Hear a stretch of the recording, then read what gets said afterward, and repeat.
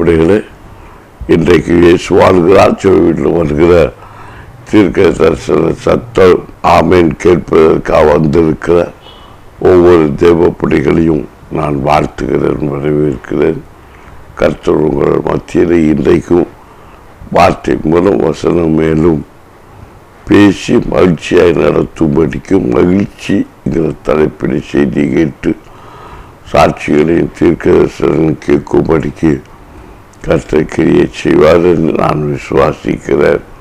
இதை கேட்கிறது பிள்ளைகளே, இந்த ஊழியத்தை குறித்த உங்களுடைய ஏதாவது பதில்கள் உண்டானால் எங்களுக்கு தெரியப்படுத்தி கொள்ளும்படிக்கு தாழ்மையுடன் நான் உங்களுக்கு கேட்டுக்கொள்கிறேன். ஆமேன். அதனுடைய வார்த்தைகளிலே வசனங்களிலே வாசிப்புகளில் சில குறைகள் இருக்கலாம். இந்த குறைகளை வாக்குபடிக்கு கர்த்தராமே என் வாயோடு இருந்து பேசி கர்த்தக்கிரியை செய்ததாக அப்படி எனக்கு செய்வாராக. ஆமேன். நேற்று நம்ம எப்போதும் மகிழ்ச்சியாக இருக்கணும். என் பாஸ்டர் நீங்கள் தானே மகிழ்ச்சியாக இருக்கணும் இனி பிரசங்கம் போட்டுறீங்க. என் பாஸ்டர் நீங்களே மகிழ்ச்சி இல்லாமல் இருந்து பிரசங்கம் பண்ணால் நாங்கள் எப்படி பாஸ்டர் மகிழ்ச்சியாக இருக்க முடியும் அப்படிதான் எல்லாரும் சொல்கிறாங்க. அவன் நடத்துகிறவங்க மகிழ்ச்சியாக இருக்கணும். அவன் இதான் தீர்க்க தரிசனம். குடும்பத்தை நடத்துகிற தாயும் தகப்பனும் மகிழ்ச்சியாக இருந்தால் பிள்ளைகள் எப்போதும் மகிழ்ச்சியாக இருப்பாங்க. சபை நடத்துகிற ஒரு ஊழியக்காரன் மகிழ்ச்சியாகவும் பரிசுத்தமாக உண்மை உத்தமாக இருந்தால் விசுவாசிகள் அப்படியே இருப்பாங்க. அதே போல் எதுவாயினே சரி, ஒரு முதலாளி எப்போதும் வேலைக்காரர்களோடு மனமகிழ்ச்சியாக இருந்தால் அந்த வேலை செய்கிற வேலை தொழில் அது நன்மையாக ஆசீர்வாதமாக இருக்கும் என்பதுதான் நான் உங்களுக்கு சொல்கிற முதல் வெளிப்பாடு. மகிழ்ச்சியாக இருக்க கற்றுக்கணும். ஸ்கூலில் போனால் ஆசிரியர்கள் ஸ்டூடெண்ட்டு மகிழ்ச்சியாக இருக்கணும். பிள்ளைகளுக்கு ரொம்ப பிடிக்கணும். மகிழ்ச்சி இருக்கும்போது அன்பு இருக்கும் அப்படின்னு தான் வேதம் சொல்கிறது. தேவ பிள்ளைகள் நாம் உண்மையும் உத்தமமாக இருக்கும்போது நாம் ஆண்டவருக்கு பிரியமானதாக இருக்கிறோம். பவுலும் சீலாவும் சிறைச்சாலையிலே அடைக்கப்பட்டிருக்கும் போது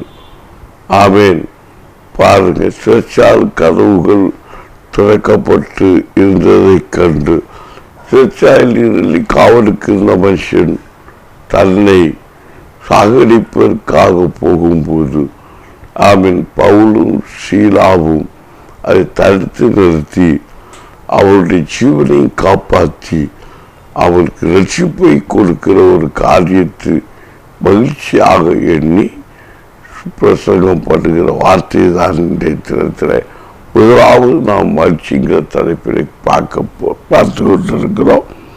இன்னைக்கு பார்க்க போகிறோம். அப்போ ஒரு ரட்சிப்பு முதல் மகிழ்ச்சி என்ற சங்கீதம் 35:9 வேதவசனத்திலும் ஏசாயா 12ஆம் அதிகாரம் 3ஆம் வசனத்திலும் நாம் பார்த்தோம்.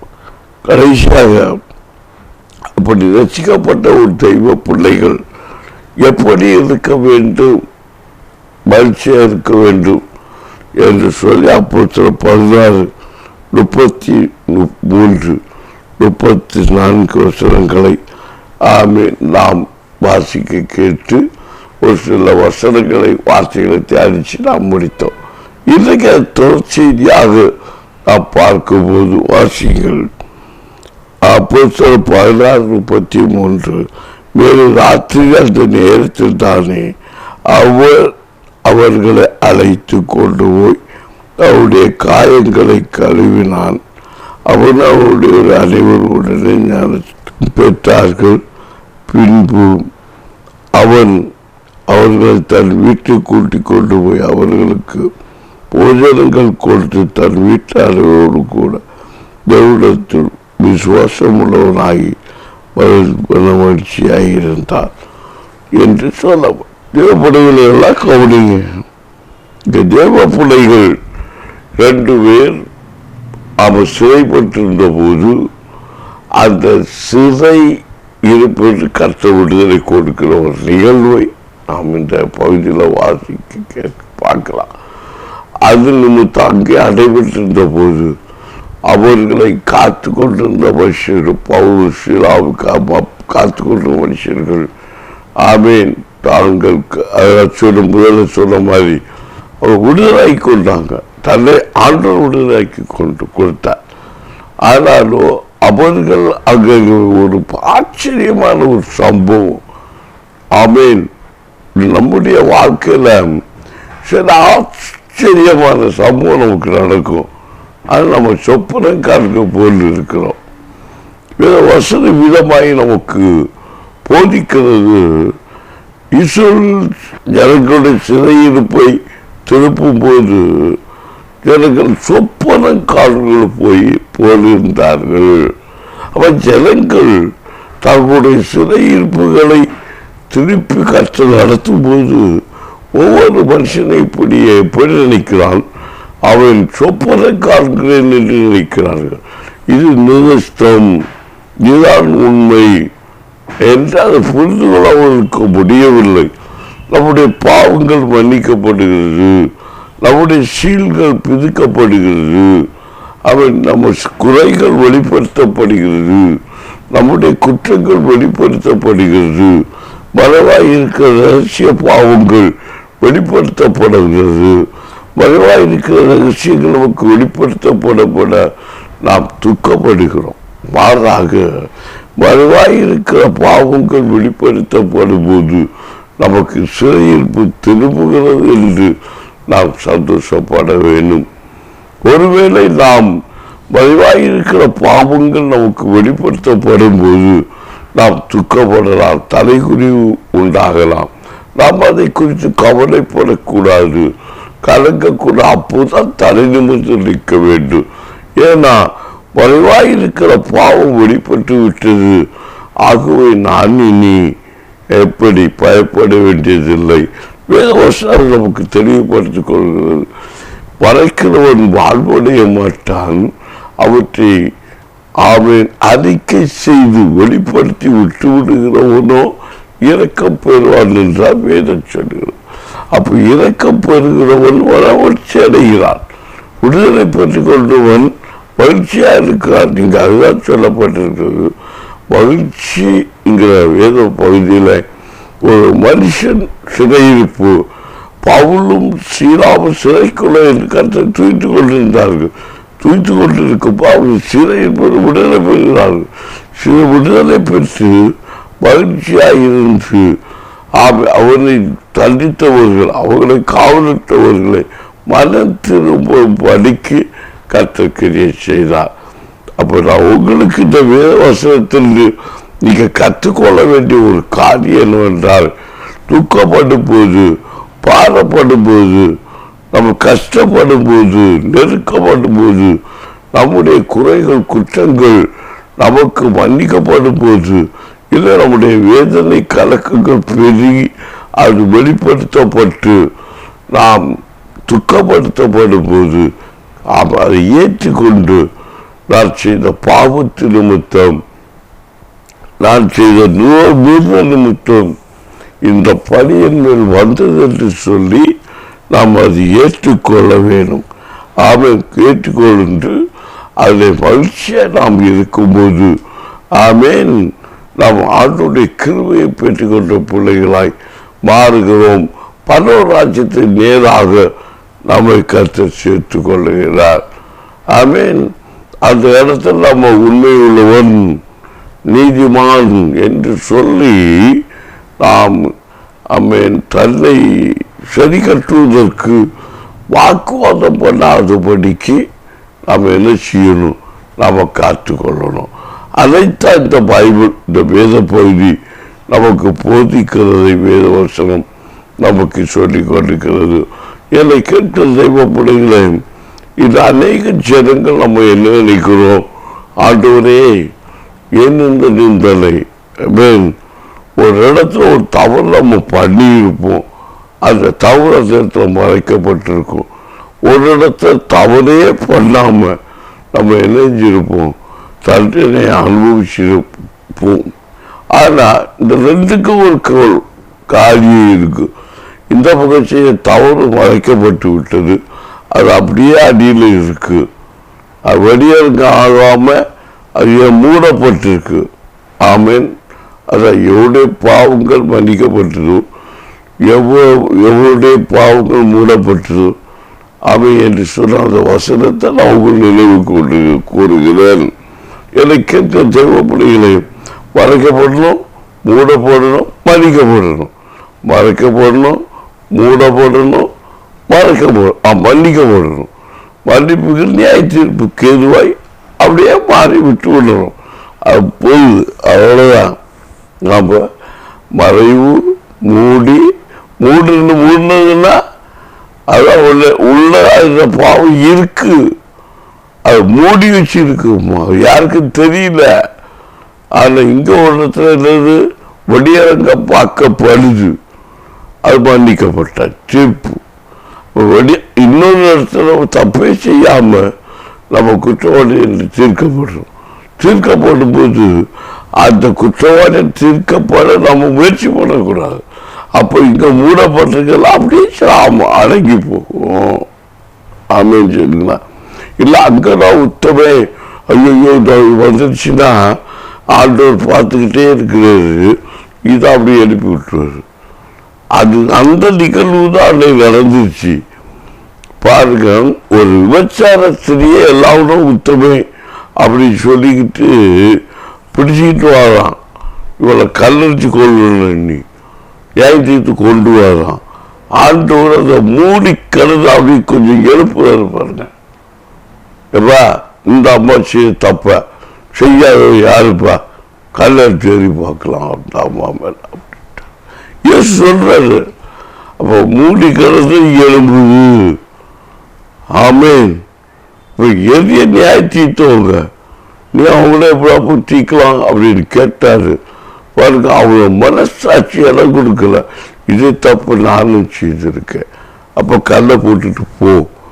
அது வெளியரங்கமாச்சு, அவளுக்கு பாவம் மன்னிக்கப்பட்டாயிட்டு. இப்போ பாருங்க, அவளுக்கு பாவம் மன்னிக்கப்பட்டாயிட்டு, எல்லாம் வெளியரங்காவி மன்னிக்கப்பட்டாயிட்டு. ஆனால் உன்னுடைய ரகசிய பாவம் மூடி இருக்கு, அது இப்போ வெளிப்பட்டுச்சு. அவளை நியாயம் தீர்த்த நிமித்தம் செய்யாத காரியத்தை இல்லை செஞ்ச காரியத்தை நீ நியாயம் தீர்த்த வெளியரங்கமா கொண்டு வந்த நிமித்தம், மறைவா செய்த காரியத்தை வெளியரங்கம் கொண்டு வந்து அப்படி வந்த நிமித்தம் இப்ப யாருக்கு பாவம் வெளிப்படுத்தப்படுது? மறைவா இருந்த உன்னுடைய நியாயம் தீர்த்த உன்னுடைய பாவம் வெளிப்படுத்தப்படுகிறது. எப்படி வெளிப்படுத்தப்படுகிறது? ஆமேன். ஈஸ்வரர் வெளிப்படுத்த பாருங்க, ஜட்ஜ்மெண்ட்ல நீ இந்த பாவம் செய்யாத கல்ல கிளப்பு. அப்ப நீ இந்த தப்ப பண்ணாதவன் நீ கல்லறிச்சுட்ட ஒருவன் கூட கல்லறியல. காரணம் என்ன? இதே தப்ப செய்தேன்னு அவங்க ஒத்துக்கிட்டான். ஆமா, அது நமக்கு ரட்சிப்பு உண்டாயிற்று. அங்க ஒரு மன மகிழ்ச்சி. யாருக்கு? பாவம் செய்தவனுக்கும் மன மகிழ்ச்சிய அவள் நிமித்தமாய் இட்டுதவே வாழ்ந்துருந்தான். அவன் ஒத்துக்கொண்ட தன் பாவத்தை. இப்போ மூடப்பட்டிருந்தது எல்லாமே வெளியரங்க ஆயிட்டு. அப்போ அவரே அவன் கை நீட்டி இப்போ காட்டி கொடுத்துட்டான், நான் பாவம் செய்தவன் உண்மை உள்ளவன். பார்த்தீங்களா?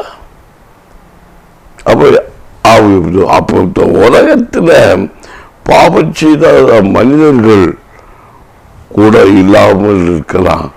ஆனால் ஆண்டவரை கற்று சொல்கிறது, எதை நீ நியாயம் தீர்க்காதபடிக்கு, யாரையும் குற்றவாளி என்று தீர்க்காதபடிக்கு, நீ குற்றவாளி ஆகாதபடிக்கு உன்னை காட்டிக்கொள். நீ பிறரை குற்றவாளி என்று தீர்க்கும் போது நீ குற்றவாளியாய் தீர்க்கப்படுகிறாய். அதுதான் நம்முடைய வேத வசனம், இயேசுடைய போதகம். அதுதான் உண்மை. அதுதான் இந்த மகிழ்ச்சியை கொடுக்கிறது. அப்ப ரட்சிப்பை கொடுக்கிறது. அவள் இப்ப என்ன நினைக்கிறான்? அப்ப நான் மட்டும் இந்த பாவம் செய்யல, எல்லாரும் செய்திருக்கிறாங்க என்று சொல்லி அவன் மகிழ்ச்சி. ஒரு பாவி மனம் திரும்புகிறான், மகிழ்ச்சி அடைகிற இடத்துல எவ்வளோ மகிமை உண்டாகிறது. அங்கே ஒரு ஜீவன் பாதுகாக்கப்பட்டது. அது மட்டுமல்ல, அவன் ஆண்டவராய் கர்த்தாவோட பார்த்து கடைசி சொல்றாரு, இனி போனி இந்த பாவத்தை செய்யாது. ஆமென்.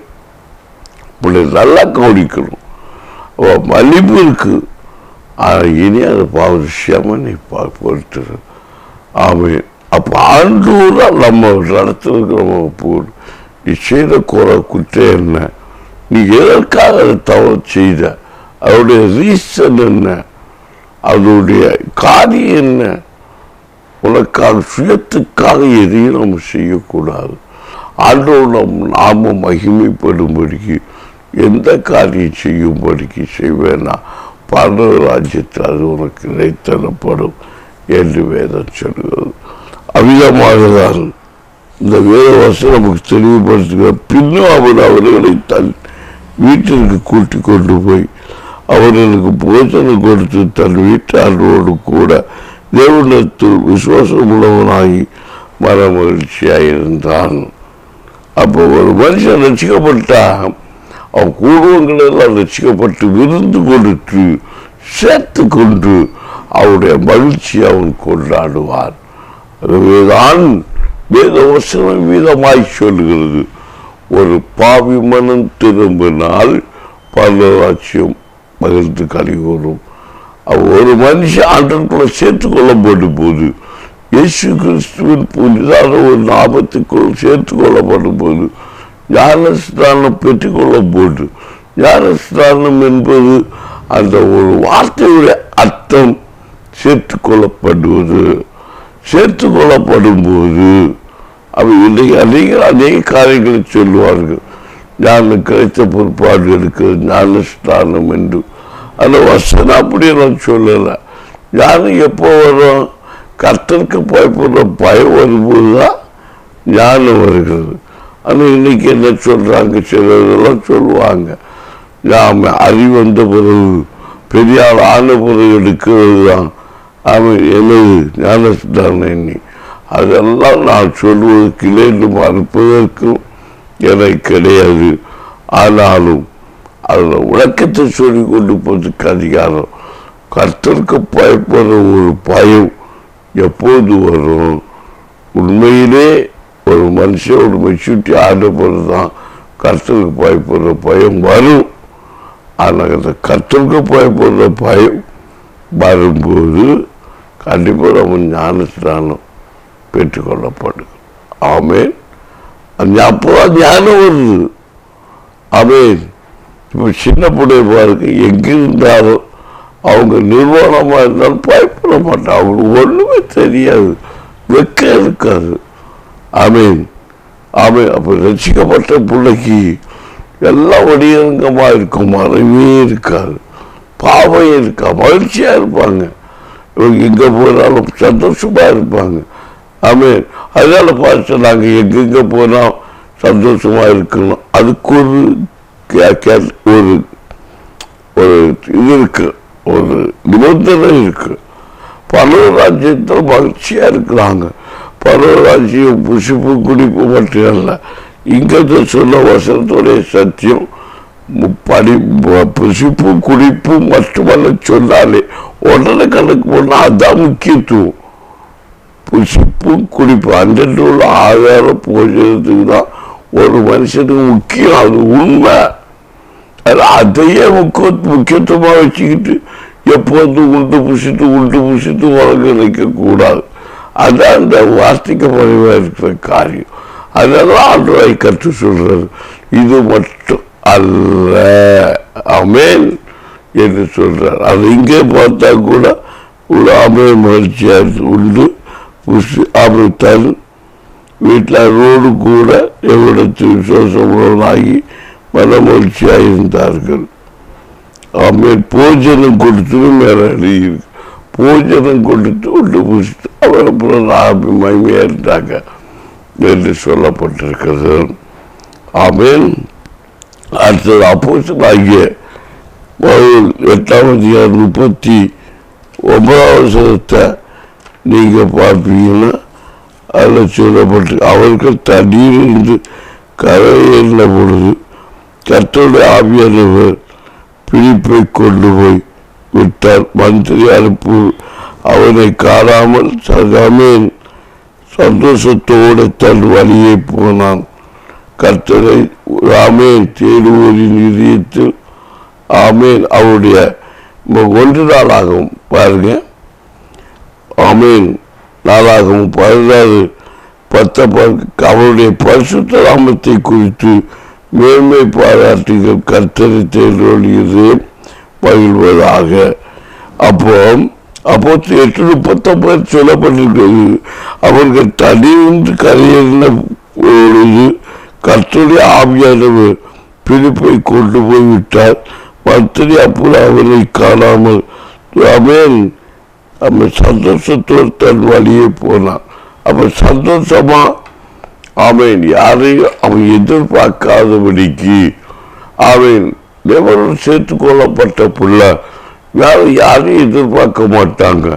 ஆண்டவருடைய முகத்தை பார்த்து சமாதானத்தோடு சந்தோஷத்தோடு ஜீவனம் பண்ண பிறருடைய கையை எதிர்பார்க்காதபடிக்கு ஆண்டவருடைய கரத்தை விசுவாச வாழ்க்கையை எதிர்பார்த்து விசுவாசத்துக்குள் நடத்தப்பட்டவர்களாகி அவர்களுக்குரிய வாக்கியத்தை பெற்றுக்கொண்டு வேத வசனத்தை படித்து கொண்டு வேத வசனத்தை நிறைவேற்றி கொண்டு மகிமையான ஊழியத்தை மகிமையான கிருபையை அவருக்கு கொண்ட நன்மைகளை அவர்கள் கொடுத்த ஆசீர்வாதத்தை சந்தோஷமாய் பற்றுகின்ற தேவனுக்கு ஓடுகிற ஓட்டம் மன மகிழ்ச்சியான மனுஷனிடத்தில் அது உண்மையாக இருக்கும். அவர்கள் கிறிஸ்துவோடு சேர்த்துக் கொள்ளப்பட்டவர்கள் அடையாளமாகி இருக்கிறது. அப்போ ஞானஸ்நானம் எடுக்கும்போது தான் நாம் என்ன ஆகிறோம்? ஆமேன் கிறிஸ்துக்குள்ள சேர்த்துக் கொள்ளப்பட்டவர்கள் ஆகிறோம். ஆமேன் அல்லேலூயா அல்லேலூயா.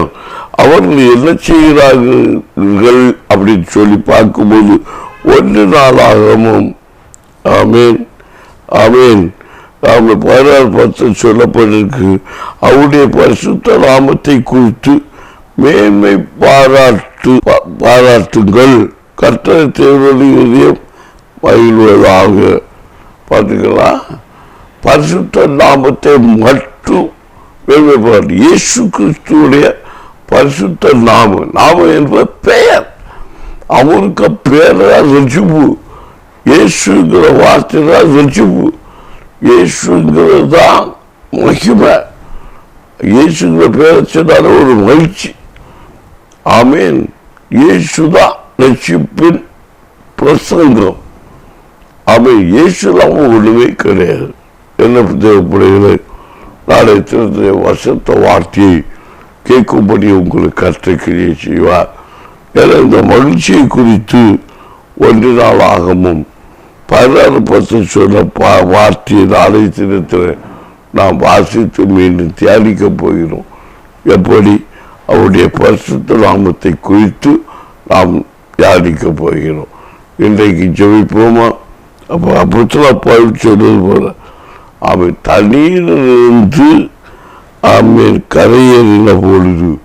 அப்போ கரையேறின பொழுது அப்படிங்கிறது சிலர் சொல்லுவாங்க முங்கி எழும்புகிறார்களா தரிச்சாக்கலாம். அப்போ கரையேறின பொழுது சொன்னாலே முங்கி எழும்பி வருகிறது தான் வசத்தை காட்டுகிறது.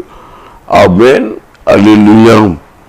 சத்தமோதனை சொல்லி ஞானஸ்நானத்தில் கூட பயங்கரமான ஒரு கணக்கம். தரிச்சா பர்வத்துக்கு போக முடியுமா? முங்கினா பர்வத்துக்கு போக முடியுமா? என்ன பொறுத்த வரைக்கும் சொல்லுவேன், மோசடி நியாயப்பிரமாணத்தில் காலத்தில் வாழ்த்து எல்லாம் நரகத்துக்கு போயிருப்பாங்க. அன்றைக்கு மோசடி காலத்தில் நடத்தி வந்த ஜனங்கள் எல்லாம் மேக சம்பத்தினாலும் அக்னி சம்பத்தினாலும் நடத்தப்பட்டிருக்கிறாங்க. ஆமேன் சொல்லுங்களேன். அப்போ மேக சம்பத்தினாலும் ஞானத்தினாலும் இப்போ சேர்த்து கொள்ளப்பட்டிருக்கிறாங்கன்னா ஈஸ்வரன் கற்ற மேக ஸ்தம்பத்தினால் அக்னி ஸ்தம்பத்தினால் அக்னி அபிஷேகம் மேக ஆமை. அப்போ என்னது? தண்ணீர். மேகம் ஒட்டைக்கிற தண்ணீர். அந்த மேல தண்ணீர் தான் இருக்கு. ஆமை பூமியில இருக்கிற தண்ணியை விட அதிக ஜனப்பொருளாவும் மேலதான் இருக்கு, வானத்தில் இருக்கு. அவன் பூமிக்கு மேலதான் இருக்கு, பூமிக்கு கீழே கொஞ்சம் தான் இருக்கு. நான் சொப்பனத்தில் நான் பார்த்துருக்கிறேன். அவன் கருதனால வீட்டுக்கு மேல ஃபுல்லா தெளிஞ்ச கடல் தண்ணீர் போல பறந்து சூறாவளி போல சுற்றிக்கிட்டே இருக்கு. நான் சொப்பனத்தில் பார்த்தேன். நான் இப்போ நினைக்கிறேன், ஐயோ இதெல்லாம் விழுந்தா எங்க செவியோட எங்க தாங்க அப்படின்னு. அவன் எங்க அதுக்கப்புறம் அன்னைக்கு காலையில் என் பிள்ளை சொல்றாங்க, எப்ப சுனாமி வந்துச்சுப்பா, நான் வீட்டெல்லாம் அடிச்சுட்டு போயிடுச்சு, ஒரு சுழல் காற்று வந்துச்சுப்பா, அப்படியே சுற்றி அடிச்சு எல்லாத்தையும் ஊக்கடிச்சிட்டு. ஆமீன். எல்லாம் முடிஞ்ச பிற்பாடு ஒரு பொருள் சேதமடையவில்லை. அவன் மேலிருந்து வருகிற பணத்தில் வருகிற நன்மை, பணத்தில் இருக்கிற ஆசீர்வாதம், பணத்தில் இருக்கிற சோதனை, பருவத்தில் பிரச்சனை, பருவத்தில் எல்லாமே நன்மையாக கொண்டு வருமே தவிர ஒன்று தீமையை கொண்டு வருகாது. என்னை கேட்க தேவைப்படுகிற ஆகவேதான் நாம் ஆண்டோருக்குள்ள சேர்த்துக்கொள்ளும். ஜனத்தில் முங்கிருக்கு பணத்துக்கு போவான், தரிக்கிறோம் பணத்துக்கு போக மாட்டான். அதெல்லாம் நமக்கு முக்கியம் கிடையாது. ஞானம் பெற்றபடி எடுப்பது தான் ஞானம் அப்படின்னு சொல்றது. இதெல்லாம் நமக்கு என்னை பொறுத்த வரைக்கும் முக்கியத்துவம் கிடையாது. நீ கிறிஸ்துக்குள் ஆவிக்குரிய வாழ்க்கை, விசுவாச வாழ்க்கை வாழணும்னா நீ உன் பாவத்தை விட்டு மனம் திரும்பணும். அதுக்கு அடையாளமா நீ முங்கி எழும்புவது அதுக்கு ஒரு அடையாளமாக இருக்கிறது என்று சொல்லிதான் வேதத்தின் ரகசியங்களும் மகத்துவங்களும் நமக்கு வெளிப்படுத்துது. அதில் ஒரு ஆர்க்குமெண்டோ அவங்க ஒரே நேரத்தினாலும் என்று சொல்லப்பட்டிருக்கு. இதுக்காக ஒரு ஆர்க்குமெண்ட், ஒரு நிகழ்ச்சி, ஒரு அது தவறு இது தவறு கலப்பை அப்படி இப்படி பேசி தன் லாபம் காத்துக்கொள்ளும். அவன் பாவத்துக்கு போட்டுக்காதீங்க, அது காத்துக்கொள்ளுங்க என்று சொல்லி நான் உங்களுக்கு ஜெபிக்க போகிறேன். நாளை தினத்திலும் இந்த வசனங்களோடு கூட நாம் உரையாட நினைக்கலாம். நீங்க பிரசங்க நினைக்காதீங்க, சத்தியத்தை அறிந்து கொண்டு ஒப்பு கொடுங்க. கொஞ்ச நாளெல்லாம் உங்களுக்கு நல்லா பேசினேன். நீங்க அந்நிய பாஷை என்ன, அந்நிய பாஷை எப்படி, இன்னைக்கு எல்லாமே ஒரு என்ன சொல்றது ஆட்களுடைய வாழ்க்கைன்னா ஜனங்கள் குழம்பிட்டு இருக்கிறாங்க. பிரசங்கத்தை பார்த்து மார்க்கு போடுறாங்க, செய்தியை கேட்டு அவர் அப்படி பிரசங்கம் பண்றார், இப்படி பிரசங்கம் பண்றார். ஆமீன். எல்லாம் கேட்டு ஜனங்களை குழம்பி போய் நிற்கிறாங்க. நான் விசுவாசிகள் நடத்தும் போது எனக்கு எல்லாமே தெரியுது. அவங்க செய்ய தப்பு தெரியுது, அவங்க செய்ய நல்ல காரியம் தெரியுது, ஏன் அவங்க அழுறாங்கன்னு எனக்கு தெரியுது. நீ இந்த தப்பு பண்ணா நீ அழுகிறேன்னு சொன்னா அது எப்படி தப்பாகும் அப்படிதான் சொல்ற. வசனத்துப்படி தப்புப்பா, இதெல்லாம் தப்பா, அப்ப எப்படி அதான் பைபிள் சொல்லுது. அப்ப அதெல்லாம் தப்புதான்ப்பா இவர் சொல்லுவோம். அவருக்கு என்ன வேலை, நம்ம செய்யற நமக்கு நாங்கள் வசனத்தின்படி தான் அவரை நடத்த முடியும், வசனத்தை மீறி நடத்த முடியாது. அதுதான் உண்மை. என்ன நேயர்களே, இன்றைக்கு வசனத்தை கேட்டுப்பீங்க, கொஞ்சம் தாமதமாக இன்னைக்கு நாம் ஜெபிக்க போகிறோம். நன்றி. கலம் மூடுங்க, ஜெபிப்போம்.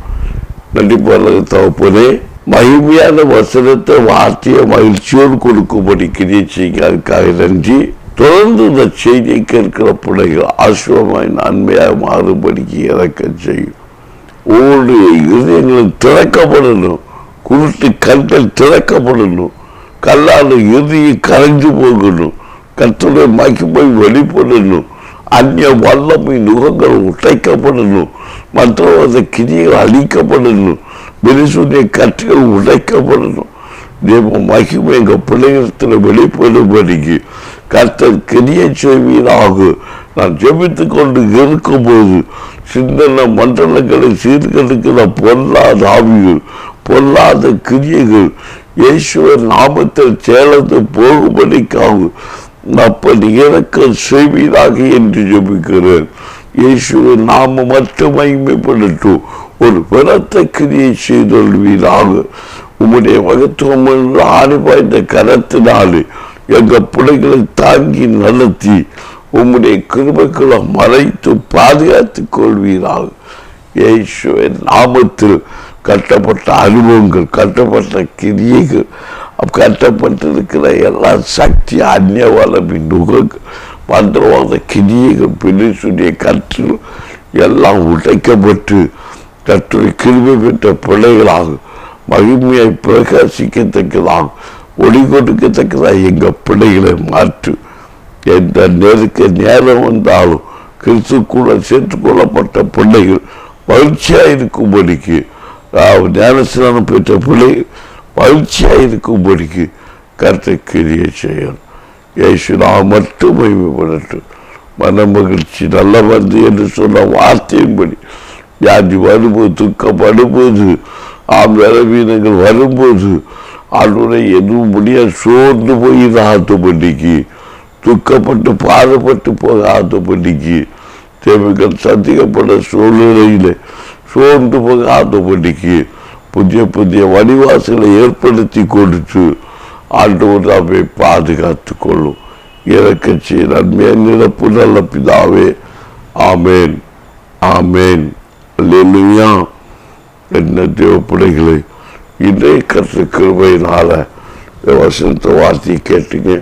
கர்த்தர் கிருபை உங்களை சூழ்ந்து கொள்ளட்டு. நாளைக்கும் மகிழ்ச்சியோடு சேர்த்துக் கொள்ளப்பட்ட பிள்ளைகள் இந்த வசனத்தை உழைத்திருங்க. கர்த்தர் கிரியை செய்வதாக. ஆமென்.